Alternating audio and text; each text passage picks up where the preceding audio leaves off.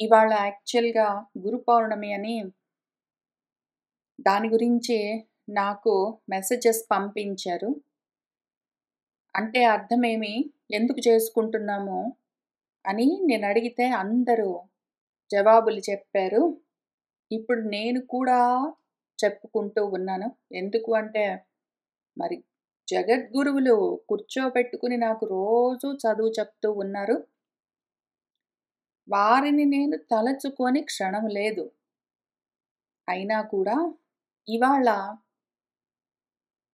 అసలా రోజెందుకు మనం జరుపుకుంటామో, ఈ రోజే గురు పౌర్ణమిగా ఎందుకు జరుపుకుంటాము అని ఆ విషయాలన్నీ చూసుకుంటూ వద్దాము.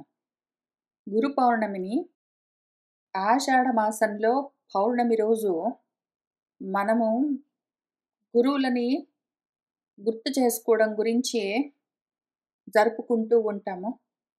ఎందుకు అని ఆలోచిద్దాము. అసలు ఎందుకు చెయ్యాలి? ఎందుకు చెయ్యాలి అంటే పౌర్ణమి దగ్గర నుంచి మొదలుపెడదాము.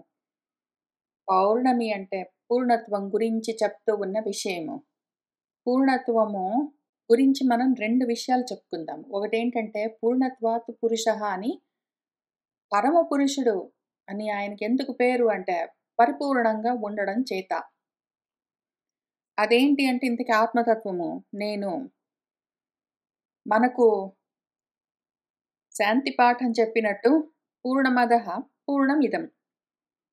అక్కడ ఉన్నది పూర్ణము, ఇక్కడ ఉన్నది పూర్ణము, పూర్ణంలో నుంచే పూర్ణమొస్తుంది.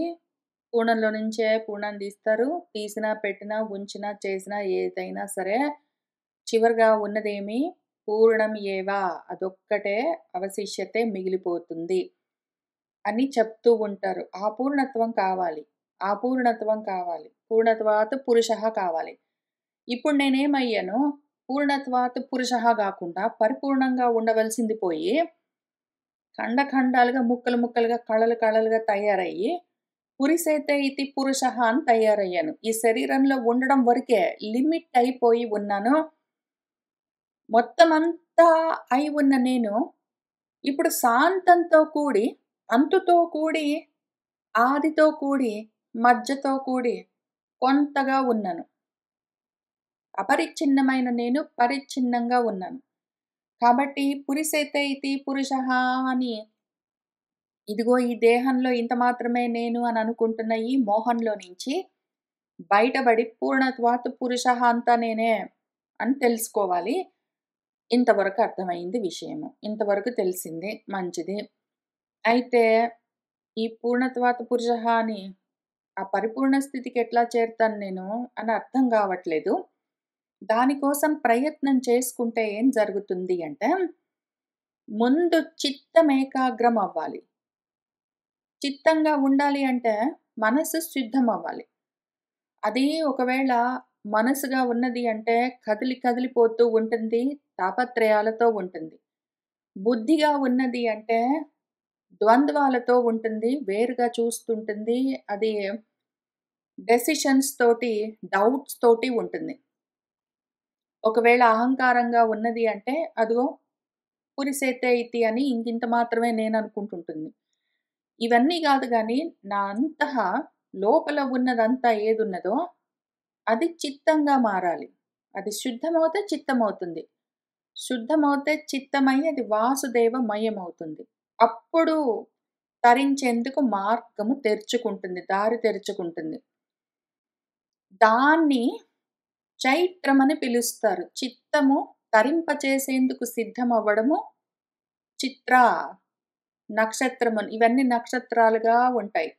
నక్షత్రాలంటే జ్యోతులు, దీపాలనర్థం. అవి దారి చూపిస్తూ ఉంటాయి. మనకు పురిసేతే ఇతి పురుషః గాదు. జీవాత్మగా ఉండడము, జీవభావంతో ఉండడం నాకిష్టం లేదు. పూర్ణత్వాత్ పురుషః అని బ్రహ్మభావనతో ఉండాలి నేను. ఆత్మగా నాకు నేను తెలియాలి అని అనుకున్నప్పుడు ముందు చిత్తాన్ని బాగు చేసుకోవాలి. ఆ తర్వాత అయితే చిత్తం దాకా చిత్తము శుద్ధమై ఉన్నది అది జ్ఞానానికి సమాయత్తమయింది కానీ, దానికేంటో మరింకా అనుమానాలున్నాయి, సంశయాలున్నాయి. 2 దారులున్నాయని జెప్తారు. కర్మ మార్గం అంటారు, జ్ఞాన మార్గం అంటారు. ఇదా? అదా? అని దానికి అనుమానాలు బయలుదేరుతాయి. ఆ అనుమానాలను తొలగించుకోవలసి వస్తుంది. కాబట్టి మన మనసేమైందిప్పుడు 2 శాఖలుగా కర్మ, జ్ఞాన మార్గాలుగా విడిపోయింది. ఇందులో ఏ మార్గం పట్టుకుంటే ఆ జ్యేష్ఠరాజం బ్రహ్మణః అని ఎక్కడో మనకు వేదాల్లో ఎప్పుడో చెప్పిన విషయం ఒకటున్నది. అన్నింటికన్నా జ్యేష్ఠము, అన్నింటికన్నా శ్రేష్టము, అన్నింటికన్నా బృంహణము, అన్నింటికన్నా బ్రహ్మమై ఉన్నదొక పరబ్రహ్మము. అది తెలియాలంటే ఈ మార్గాల్లో ఏది పట్టుకుంటే అక్కడికెళ్తామో తెలీదు. తెలియట్లేదు. తెలుస్తున్నట్టే అనిపిస్తుంది. కానీ అనుమానాలున్నాయి. సొంతంగా ప్రయత్నం ఇంతవరకు చేసుకున్నాము. కావాలంటే చిత్తశుద్ధి వరకు ప్రయత్నం చేశాము. చిత్తాన్ని సమాయత్తం చేశాము. చాలా మార్గాలు, అనేకమైన మార్గాలని అనుకోవట్లేదు. ఇంతకుముందు ఏ మార్గమైనా సరే భగవంతుడిని చేరడానికి అన్న అజ్ఞానంలో ఉన్న నేను, తర్వాత ఇన్ని గాదు, చతుర్విధ పురుషార్థ ఫలము సాధిస్తే ఆ 4 మార్గాల్లో వెళ్ళిపోవచ్చనుకున్నాను కాదు. ఆ తర్వాత 2 మార్గాలున్నాయని తెలిసింది. ఇప్పుడు ఏ మార్గం పట్టుకోవాలో అర్థం గావట్లేదు. కర్మ మార్గం పట్టుకుంటే గూడా నువ్వు ఆత్మను చేరిపోవచ్చు, బ్రహ్మను చేరిపోవచ్చు అనే అనిపిస్తుంది ఒక్కొక్కసారి. ఒక్కొక్కసారేమో జ్ఞానం లేకపోతే ఊరికే కర్మ పట్టుకుంటే ఉపయోగం లేదనిపిస్తుంది. అందుకని దీని గురించి చెప్పగలిగిన వాడెవడున్నాడు? నాకు ఆ జ్యేష్ఠ పదవిని చూపించగలిగిన వాడెవడున్నాడు అని ఆలోచన మొదలవుతే అప్పుడు గురువు గురించిన ఆలోచన కలుగుతుంది. ఎప్పుడు కలుగుతుంది? ఈ ఆషాఢము కావాలి. ఆషాఢం అంటే అజేయం అని అర్థము. అన్నింటిని జయించాలి. ఆత్మను సాధించాలి. అక్కడి దాకా వెళ్ళడానికి నాకు మార్గోపదేశం చేసేవాడెవడు అన్న ఆలోచన కలుగుతుంది. కలిగినప్పుడు ఒకవేళ అటువంటి వాడు కావాలంటే సొంతంగా ప్రయత్నం చేసుకోవచ్చు. ఈ 4 స్టెప్స్‌లో అందుకే ఆషాఢం అన్నది 4గో స్టెప్‌గా ఉంటుంది. తురియమిది. ఫస్ట్ స్టెప్ 1 చిత్తాన్ని అంతఃకరణాన్ని చిత్తంగా తయారు చేసి దాన్ని సిద్ధం చేశాము. సొంతంగా ప్రయత్నం చేసుకున్నాము. తర్వాత ఇన్ని మార్గాలు గాదు, ఉన్నవి 2 మార్గాలు అనుకున్నాము. 2 మార్గాలు గాదు, అసలు ఉన్నది ఒకటే మార్గం, జ్ఞాన మార్గం అనుకున్నాము. ఆ తర్వాత మనము ఆ జ్యేష్ఠమేంటో తెలుసుకున్నాము. అజేయమయ్యాము. విజయం సాధించాము అని అర్థము. ఇక్కడికి వెళ్ళిపోవచ్చు. 4 స్టెప్ ప్రాసెస్‌లో ఇక్కడి నుంచి ఇక్కడికి వెళ్ళిపోవచ్చు. అయితే కానీ అనుమానాలు మిగిలాయనుకోండి. ఎక్కడివక్కడ ఏమి చేయాలో తెలియట్లేదంటే ఈ ఆషాఢం దగ్గర. చిత్తము సిద్ధమై ఉన్నది. మార్గాలు కొన్ని ఉన్నాయని అనిపిస్తున్నది. శాఖలుగా ఉన్నవి రకరకాలుగా ఉన్నాయని అనిపిస్తున్నాయి. ఆ జ్యేష్ఠం తెలియాలి. నాకు అజేయం కలగాలి. నేను అజేయుడినవ్వాలి. దీన్ని మొత్తాన్ని సాధించాలి. ఏం చెయ్యాలి అని ఆలోచించినప్పుడు, దానికోసం మార్గాన్ని చూపించే గురువు కావాలి అని మొట్టమొదటిసారి మనస్సు ఇప్పుడు ఈ స్థితికొచ్చినప్పుడు, మనం సొంతంగా అటువంటి స్థితికి చేరుకుంటే వెళ్ళిపోతాము. రాలేదు అంటే గురువుని వెతుక్కోవడం మొదలుపెడతాం. అది ఇక్కడ ఈ స్టేట్‌లో మొదలుపెడతాము. మళ్ళీ 2 ఒక స్టేట్ కాదు. ఆల్రెడీ వాడు యోగారూఢ స్థితికి వెళ్ళి ఉంటే, ఆ యోగారూఢ స్థితిలో ఉన్నవాడు వాడు వెళ్ళిపోతాడు. యోగారూఢ స్థితికి వెళ్ళలేదు వాడు. ఆరురుక్షుడు. అటువంటి వాడు ఈ స్టెప్ దగ్గర గురువుని వెతుక్కోవడం మొదలుపెడతాడు. ఒక గురువుని చూసుకుంటాడు. ఎటువంటి గురువు కావాలి అంటే, ఆ గురువు పూర్ణత్వం గురించి చెప్పగలిగిన వాడై ఉండాలి. కాబట్టి పూర్ణత్వాన్ని చెప్పగలిగిన గురువును చూసుకోవడము, దాన్ని సాధించేందుకు మార్గం చూపించగలిగిన గురువును వెతుక్కోవడం గురించి వాడు బయలుదేరుతాడు గాబట్టి, ఆషాఢ పౌర్ణమి రోజు గురువుని వాడు చేరుతాడు. అందుకని ఆషాఢ మాసంలో పౌర్ణమి నాడు గురు పౌర్ణమి అని మనకు జరుపుకోవడం ఒకటి పద్ధతి ఉన్నది. అందుకని. అర్థమది. ఇది ఎప్పుడు అంటే, మనము క్యాలెండర్‌లో చూసే నెలలు గాదు.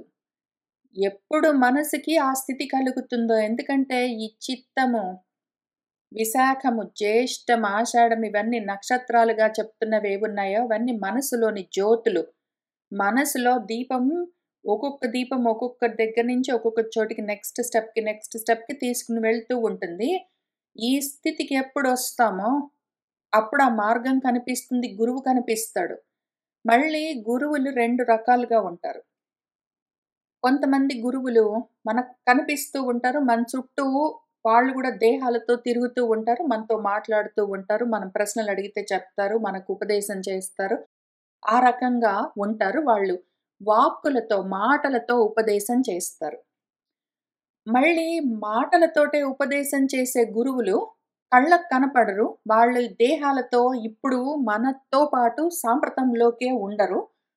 వాళ్ళు ఇంతకు ముందు ఎప్పుడో ఉంటారు. లేదా ఇంకెక్కడో ఉంటారు. వాళ్ళు పుస్తకాల్లో రాసి పెడతారు. శాస్త్రాల్లో వాటిలో. వాటిని చదువుకుంటాము. ఆ రకంగా కూడా అవి కూడా వాక్కులే. వేదాలు భగవంతుడే స్వయంగా మనకిచ్చినవి. అవి కూడా వాక్కులే. ఈ వేదాలన్న వాక్కులో లేదా పెద్దలు మనకు రాసిచ్చిన గ్రంథాల్లోని వాక్కులో లేదా యాక్చువల్‌గా పెద్దలు మన చుట్టూ ఉండి మనకు ఉపదేశం చేస్తూ ఉన్నవాళ్ళు వాళ్ళ వాక్కులో ఇవన్నీ వాక్ పరంగా మనకు చేరే ఉపదేశాలు. వీళ్ళందరూ గురువులు. కాక ఇంకొక రకము గురుత్వం కూడా మనకు తెలుస్తూ ఉంటుంది. మన మనస్సులో భావనలు కదులుతూ ఉంటాయి. ఏవైతే మనసులో భావనలుగా, ఆలోచనలుగా కలుగుతూ ఉంటాయో, కదులుతూ ఉంటాయో, ఆ కలుగుతూ తెలుస్తూ ఉన్న ఆలోచనలు మళ్ళీ నా స్వరూపమే అని చెప్తారు భగవంతుడు. అవి కూడా మళ్ళీ భగవంతుడి ఉపదేశాలు. అవి భావనలుగా ఉంటాయి. మనసులో తెలుస్తూ ఉంటాయి. వాటికి వాక్కులేముండవు. మనసుకి ఆ అనుభూతి తెలుస్తూ ఉంటుంది. ఆ జ్ఞానం కలుగుతూ ఉంటుంది. స్పెసిఫిక్‌గా డైలాగ్స్ ఏముండవు. మాటలు మనకు అర్థమయ్యేటట్టుగా ఇల్లో ఉండవు. కానీ మనసులో తెలుస్తూ ఉంటుంది. భావనగా అది కూడా జ్ఞానము. అది భగవదుపదేశము. ఆత్మోపదేశం లోపల నుంచి నడుస్తూ ఉంటుంది. ఈ విధంగా ఏదో ఒక విధమైన గురువు పుస్తకాల్లోనో, మన ఎదురుగా మనతో పాటు ఉండడమో, ఎక్కడో దూరంగా ఉండి మనకు తెలియజేస్తూ ఉండడమో, లేదా మనసులో తెలుస్తూ ఉండడమో, ఏదో ఒక గురువు మనం ఈ స్థితికొచ్చినప్పుడు, మనము సిద్ధమైనప్పుడు మనకు ఒక గురువు తెలుస్తూ ఉంటాడు. అక్కడికి వెళ్లి కూర్చుంటే ఫస్ట్ జరిగేదేమి శ్రవణము. గురువులు మనకు చేసేదేమి శ్రవణము. వీడు యోగారూఢ స్థితిలో ఉన్నవాడు ఆషాఢం దాకా వెళ్ళిపోతే అనంతాన్ని తెలుసుకుంటాడింక. వాడికి ఇంకేం అవసరం లేదు. అక్కడికి అయిపోతుంది. ఆ తురీయ అవస్థలో వాడికి విషయం తెలిసినాక అయిపోతుందక్కడికి. అటువంటి స్థితి వాడికి లేదు గాబట్టి, ఒకవేళ లేనివాడెవడైనా ఉంటే, వాడికి గురువుని పట్టుకోవడం ఇక్కడ జరుగుతుంది. ఆ తర్వాత వాడు శ్రవణము, వినడము మొదలుపెడతాడు. గురువు ఉపదేశము వాడికి కలుగుతూ ఉంటుంది. దాంతో భద్రపదమేంటో తెలుస్తూ ఉంటుంది. భద్రమైన మార్గము. ఏ మార్గంలో వెళ్తే ఆ భద్రాన్ని నేను తెలుసుకోగలను. భద్రత కలుగుతుంది, అభయం కలుగుతుంది అని తెలుస్తూ ఉంటుంది. దానికి కావలసిందేమి అంటే, ఇంద్రియాలన్నింటినీ యుంజనం చేయడము, వాటిని నియమించడము. ఆ తర్వాత అసలు కర్త ఎవరు దీనంతటికి? కర్త ఎవరు? కర్త నుంచొచ్చింది కార్తీకం. ఆ కర్త ఎవరు అని తెలుస్తూ ఉంటుంది. ఇంతవరకు అజ్ఞానంతో ఉండి అన్నింటికి నేనే కర్త అనుకుంటూ కర్తృత్వంతోటి ఉంటాము. కానీ ఇప్పుడు తెలుస్తూ ఉంటుంది. వీటికి కర్త ఎవరు? ముందు ఇనీషియల్‌గా నేను గాదు, భగవంతుడే అన్నింటికి మూల కారణం అని చెప్పుకుంటాము. తర్వాత భగవంతుడు, నేను వేరు కాదని చెప్తూ ఉన్నారు కాబట్టి, ఎందుకు మరి ఇదంతా నడుస్తూ ఉంటుందంటే అదో ప్రకృతి స్వభావం వల్ల, కాలకర్మ స్వభావాల వల్ల కర్మలు నడుస్తూ ఉంటాయని తెలుస్తూ ఉంటుంది. కాబట్టి ఈ కాలకర్మ స్వభావాలు ఏవో చేసుకుంటూ ఉంటాయి పోనీ అనుకోని వాటిని పట్టించుకోకుండా వీడు ఆ మార్గాన్ని వెతుకుతూ బయలుదేరుతాడు. ఆత్మ మార్గాన్ని ఆ తల్లకిందులుగా ఉన్న అశ్వత్థ వృక్షం అని ఒకటుంది. దాని మూలమేంటి అని సంసార వృక్షానికి మూలమేంటని వెతుకుతూ బయలుదేరుతాడు వాడు. ఆ విధంగా బయలుదేరిన వాడికి ఈ పూషన్ అనే మళ్ళీ మనము సూర్యుడి గురించి చెప్పుకుంటూ ఉంటాము. సూర్యమండలాంతర్గతమైన పురుషుడెవరున్నాడో అని మనకు వేదాల్లో చెప్తూ ఉన్నది పూషన్ అని పిలుస్తూ. ఎవరి వల్ల ఇదంతా పుష్టిగా వృద్ధి చెందుతూ ఉన్నదో అని దాని అర్థం. ఇదంతా ఎక్కడి నుంచి వచ్చిందో ఇదం మొత్తం సర్వం జగత్ యత్కించ జగత్యాం జగత్తంతా ఎక్కడి నుంచి వచ్చిందో తతమయ్యి దాన్ని పూరిస్తున్నదెవరింతకీ? నేను పురిసేతే ఇతి పురుషః అనుకుంటే ఈ పురంలో మాత్రం ఉండి ఇంత మాత్రం అనుకుంటున్నాను. కాదు. వీటన్నింటిని పూరిస్తున్నదెవరు? ఎవరైతే వీటన్నింటిని నింపుతూ ఉన్నాడో నేను రెండే 2 చెప్పుకుంటొచ్చాను. పురిసేతే ఇతి పురుషః అని పూర్ణత్వాత్ పురుషః అని. పూర్ణంగా ఉండడం చేత పురుషుడు. పురిలో ఉన్నందుకు పురుషుడు అని కాక పురిలో ఉండి నింపుతూ ఉన్నవాడున్నాడు. అజ్ఞానంతో నిండి ఉన్న ఈ పురిని జ్ఞానంతో నింపుతూ ఉన్నవాడు పూషన్ పుష్టి చేస్తూ ఉన్నవాడు. జ్ఞానంతో వృద్ధి పొందింపచేస్తూ ఉన్నవాడు. అంతటా ఉన్నవాడు ఒకడున్నాడు. జ్ఞాన స్వరూపం అని తెలుస్తూ ఉంటుంది. దాంతో ఆ పూషన్ ఎందుకంటే ఈ మార్గం కనిపించేసరికి వెతుకుతూ వెళ్ళేసరికి పూషన్ తెలిస్తే పురుషుడు తెలిసాడంటే అఘములంటే పాపాలు, కామక్రోధాలు అట్లాంటివి అనుకుంటాము. అఘము అంటే ఆత్మతత్వం తెలియకపోవడమే పాపము. అందులో నుంచి జారిపోవడమే పాపము. ఇప్పుడది లేకుండా పోతుంది. దాంతో కలిగేదేమి? ఫల్గుణము. ఫల్గుణము అంటే అజేయము. సాధించే లక్షణము.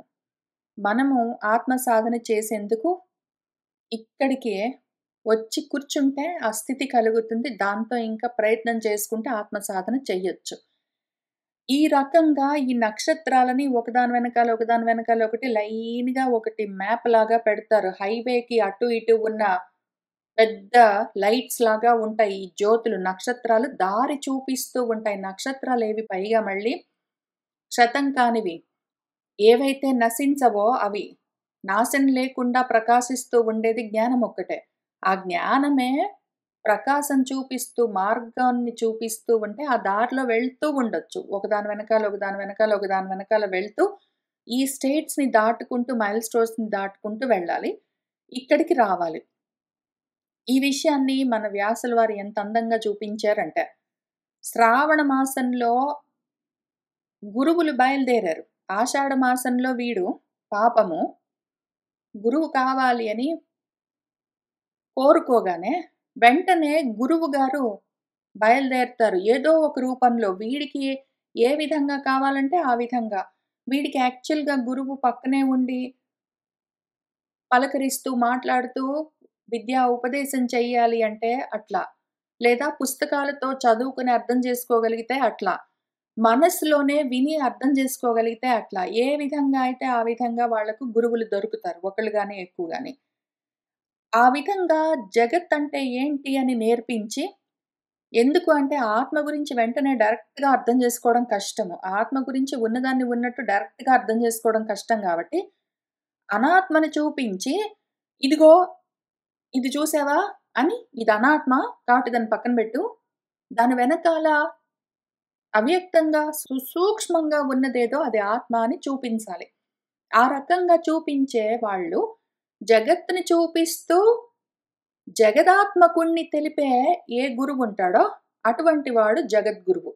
అటువంటి జగద్గురువులు బయలుదేరుతారు. ఇక్కడ శ్రావణ మాసంలో మన జగద్గురువులు కృష్ణ పరబ్రహ్మము వచ్చారు మన కోసం. ఎందుకంటే మనం ఆషాఢం దగ్గరున్నాము. మన చిత్తం సిద్ధమైంది గాబట్టే గదా! దారులు ఇన్నున్నాయి మరి. విశేషమైన శాఖలుగా ఎన్నో దారులున్నాయి. ఏం జెయ్యాలి? ఏ దారి పట్టుకుంటే జ్యేష్టం తెలుస్తుంది. దాన్ని సాధించే మార్గమేమి అని ప్రశ్న రాగానే, ఆశ కలగగానే గురువు గావాలని అందుకని జగద్గురువు వస్తారు. ఆయనెప్పుడొచ్చారు? శ్రావణ మాసం. ఎందుకంటే శ్రవణం చేయించడం కోసమే. ఆయన మొత్తం అంతా చెప్పి నేర్పిస్తారు, చేసి చూపిస్తారు. అందుకోసమే వస్తారు. ఆయన శ్రావణ మాసంలో అందుకనొచ్చారు. శ్రవణము. అది కూడా ఎప్పుడు మళ్ళీ రావడము చాలా అందంగా కృష్ణ పక్షంలో వచ్చారాయన. కృష్ణ పక్షం ఆకర్షిస్తూ ఉంటారు. ఇటువైపు ప్రపంచం వైపు ఉండి, చీకటి మార్గంలో ఉండి, అజ్ఞానంలో ఉండి, కర్మలు చేస్తూ మార్గం తోచక, దిక్కు తోచక, దారి చూపించమని అడుగుతూ ఉన్న వాళ్ళ కోసం మార్గం చూపించడం కోసం కృష్ణ పక్షం అంటే అటు సైడు. అటువైపుకొస్తారాయన. రావడం గూడా పైగా కృష్ణం ఆకర్షిస్తారు. అటువైపుకి మన మనసు తిరిగే విధంగా చెప్తారు. కథలుగా చెప్తారు, బుజ్జగించి చెప్తారు, అరిచి చెప్తారు, భయపెట్టి చెప్తారు, అన్ని రకాలుగా చెప్తారు. పైగా ఉత్త కృష్ణ పక్షమే గాదు, అష్టమి నాడు. అష్టమి ఎందుకు అంటే, మామూలుగా మనకు ప్రతిరోజు ఏదో ఒక చంద్రకళ తగ్గుతూ ఉంటుంది. ఒకవైపు పెరుగుతూ ఉంటుంది. కృష్ణ పక్షంలో తగ్గుతూ ఉంటుంది. శుక్ల పక్షంలో పెరుగుతూ ఉంటుంది. పెరుగుతూ ఉంటాయి, తగ్గుతూ ఉంటాయి గానీ, అటునుంచైనా, ఇటునుంచైనా కృష్ణపక్షమైనా, శుక్లపక్షమైనా చంద్రుడు ఒకే విధంగా ఉండేది మాత్రము అష్టమి నాడే. కాబట్టి ఆయన సమంగా ఉంటారు. ఆయన సముడై ఉండి, కృష్ణపక్షంలో ఉండి, ధూమ మార్గంలో ఉండి కర్మలు చేసుకుంటూ, మార్గం కానక దిక్కు తోచక ఉన్న వాళ్ళకి శ్రవణం చేయించడం కోసమే వచ్చిన జగద్గురు ఆయన. ఇంక అక్కడి నుంచి భద్రపదమేమి అని చూపిస్తూ మార్గాన్నంతా ఉపదేశం చేస్తారు. ఇది మొత్తం వినడానికి పుట్టినవాడెవరు? ఫల్గుణుడు పుట్టాడు, అర్జునుడు. ఎందుకు అంటే ఈయన సాధించడానికి సిద్ధంగా ఉన్నవాడు. ఆయన చేయగలిగితే ఆయన చెయ్యొచ్చు. మన అర్జునుడు పుట్టిన మాసమేమి అంటే ఫల్గుణము, అంటే అజేయం అని అర్థము. ఎవరైతే సాధించగలరో. ఈ అజేయం కావాలి నాకు, నేను సాధించాలి అని కోరుకుంటే, ఆ కోరుకున్న వాడికి అటువంటి సాధనకు, సిద్ధికి వాడిని సిద్ధం చేస్తూ ఇటువంటి స్థితికి తీసుకొని రావడం కోసం మధ్యలో ఈయన శ్రవణం చేయిస్తూ వచ్చారు. ఈ ఫాల్గుణుడు పైగా ఎక్కడున్నాడు? శుక్లపక్షంలో ఉన్నాడు. ఎందుకు అంటే ఆయన జ్ఞాన మార్గంతో ప్రకాశ మార్గంలో వెళ్ళిపోవాలి. నక్షత్రాల మధ్యలో నుంచి నడుచుకుంటూ వెళ్ళిపోవాలి అంత పెద్ద ప్రకాశంలో. కాబట్టి ఆయన శుక్లపక్షంలో వచ్చాడు. దాంతో పాటు పౌర్ణమి నాడు పుట్టాడు అర్జునుడు. ఎందుకంటే పూర్ణత్వం గురించి తెలుసుకోవాలి. ఆయన కోరిక అది. పూర్ణత్వం గురించి తెలుసుకోవాలి కాబట్టి పౌర్ణమి నాడు, శుక్లపక్షం నాడు, పైగా ఉత్తర నక్షత్రయుక్తమైన, ఎందుకంటే ఉత్తరించాలి. కాబట్టి ఉత్తరించడం కోసం, పూర్ణత్వం తెలుసుకోవడం కోసము శుక్ల మార్గంలో సాధించేందుకు వీలుగా ఉన్న ఫల్గుణ నక్షత్రంతో, ఫల్గుణం అంటే సాధించేవాడు అని అర్థం. ఏదైనా సరే సాధించేవాడు అని దానికి అర్థం ఉన్నది. ఫలితి నిష్పాదయతి కార్యాణి ఇతి అని, కార్యాలను సాధించగలిగిన వాడు అని ఫల్గుణుడు అన్నదానికి అసలు వ్యుత్పత్తి పరంగా అర్థం. ఈ రకంగా ఇక్కడి దాకా రావాలి. ఇదంతా చూపించడం కోసము చాలా పెద్ద ప్రణాళిక ఉంటుంది.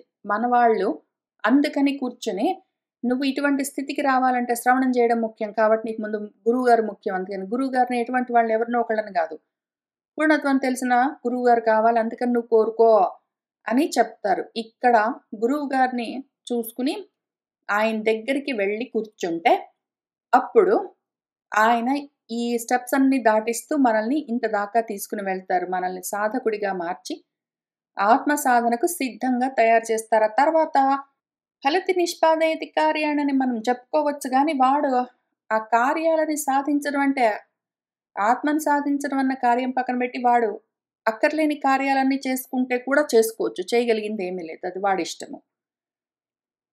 అని ఇంతవరకు మనకు ఈ నెలలు ఆ నక్షత్రాలతో ఎందుకు కూడి ఉన్నాయి, వాటి అర్థాలేమి, ఏమి చేస్తున్నాము, ఎందుకు ఈరోజు ఆషాఢ మాసంలోనే ఎందుకు మనము ఆ పౌర్ణమి నాడు గురు పౌర్ణమిగా చేసుకుంటూ ఉన్నామని తెలుస్తూ ఉంటుంది. వీటిని చూస్తూ ఉంటేనే అర్థమవుతూ ఉంటుంది మనకు.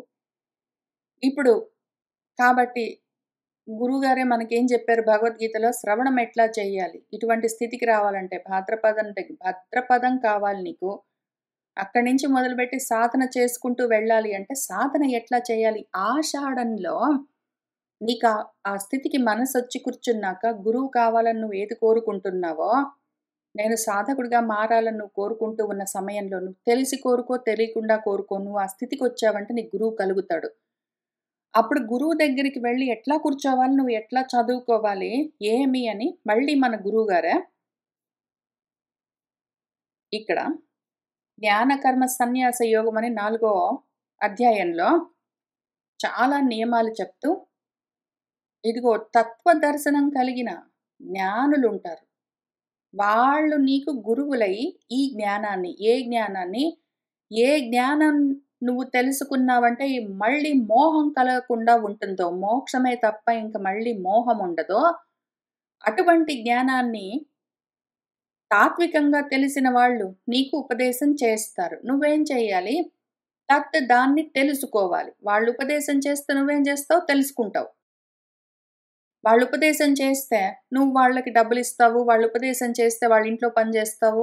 ఉపదేశం చేస్తే నమస్కారాలు చేసుకుంటూ తిరుగుతావు. ఇవన్నీ గాదు. వాళ్ళు ఉపదేశం చేస్తే నువ్వేం చేస్తావు? తెలుసుకుంటావు. వాళ్ళు చెప్తారు, నువ్వు వింటావు. ఇంత కనెక్షన్ ఇంతే. వాళ్ళు చెప్తారు, నువ్వు వింటావు. ఎట్లా వినాలి? ప్రణిపాతం ఇంతకు ముందు నీకేమైనా మనసులో ఆలోచనలుంటే, పాతం అంటే కింద పడేయడం. నిపాతం అంటే కిందికి పూర్తిగా జారిపోవడం.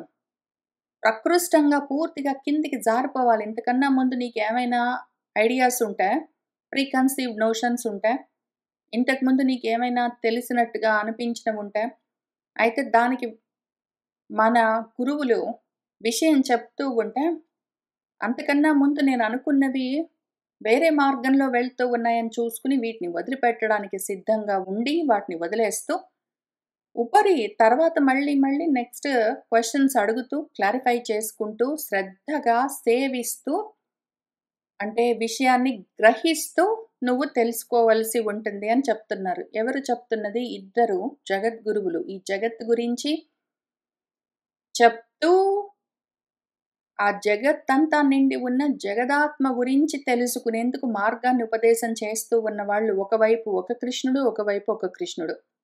ఒకవైపు మనం కృష్ణ పరబ్రహ్మం అని చెప్పుకుంటూ ఉన్న కృష్ణుడు, ఒకవైపు వ్యాసుల వారని చెప్పుకుంటూ ఉన్న కృష్ణుడు. ఇద్దరు ఒకటే. ఇద్దరు వేరు గాదు. ఇద్దరూ ఒకటే.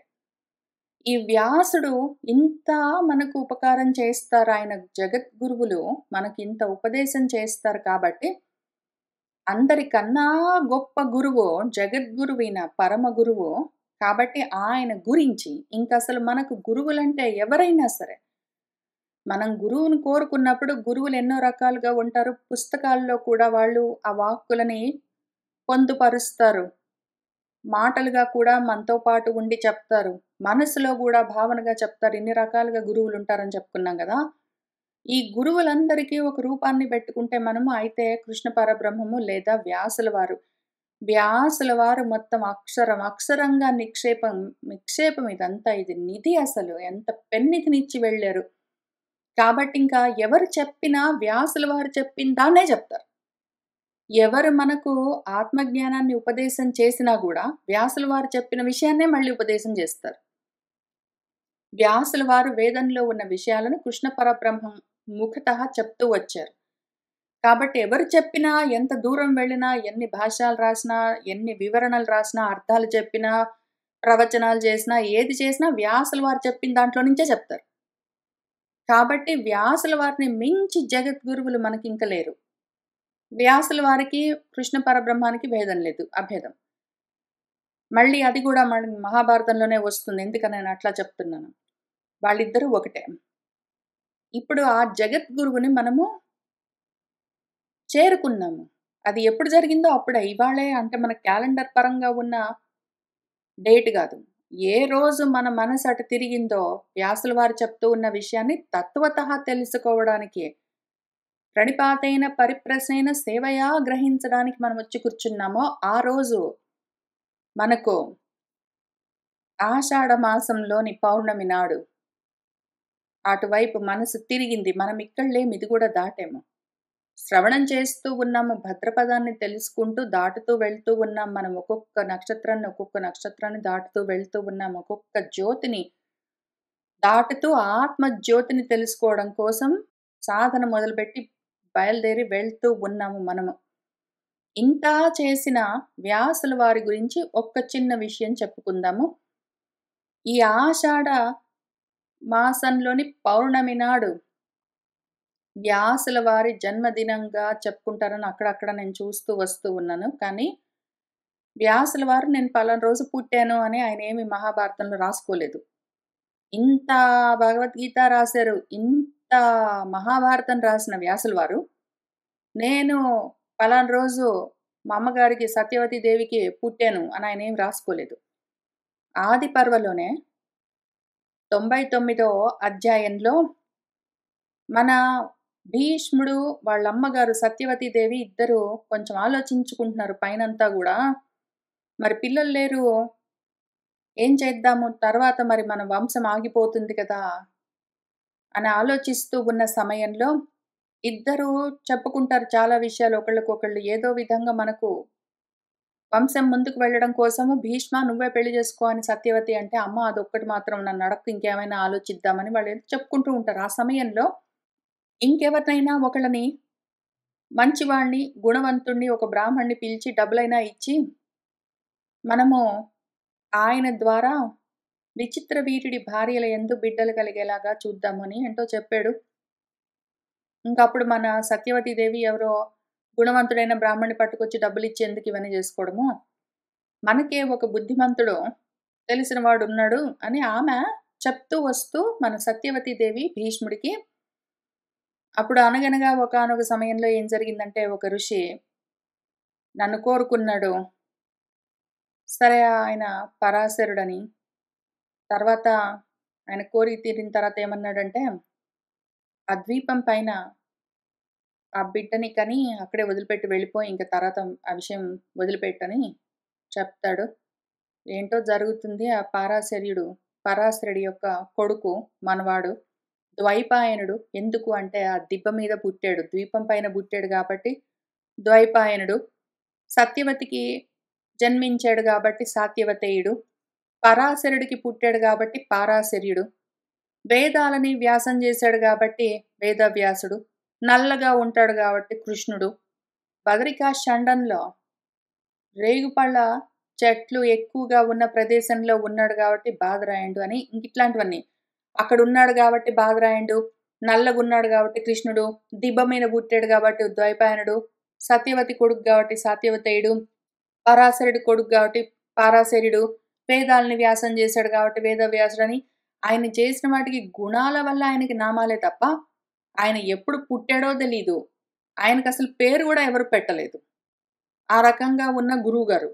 నామరూపాలతో సంబంధం లేకుండా ఉండి, నామరూపాత్మకమైన ఈ మొత్తం జగత్తు గురించి ఆకళింపు జేసుకుని, ఆయనకర్థమైంది మొత్తము మనకు రాసిచ్చి వెళ్ళారు. ఇంక ఈయనను మించిన గురువులెక్కడా లేరు.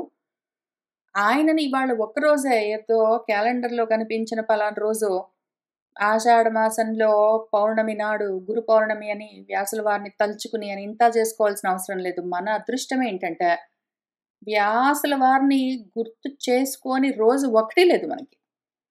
మనం రామాయణం చెప్పుకుంటూ కూడా వ్యాసుల వారిని గుర్తు చేసుకుంటాము. భారతం చెప్పుకుంటూ వ్యాసుల వారిని, వాల్మీకి మహర్షిని గుర్తు చేసుకుంటాం. అసలు యాక్చువల్‌గా ఆ కృష్ణుడికి, ఈ కృష్ణుడికి ఎంత అభేదమో, వ్యాసుల వారికి, వాల్మీకి మహర్షికి అంత అభేదం. వాళ్ళిద్దరు గూడా ఒకటే అసలు. మనం ప్రతిరోజు గురువుగారికి నమస్కారం చేసుకోకుండా ఉన్నదన్నది లేదు.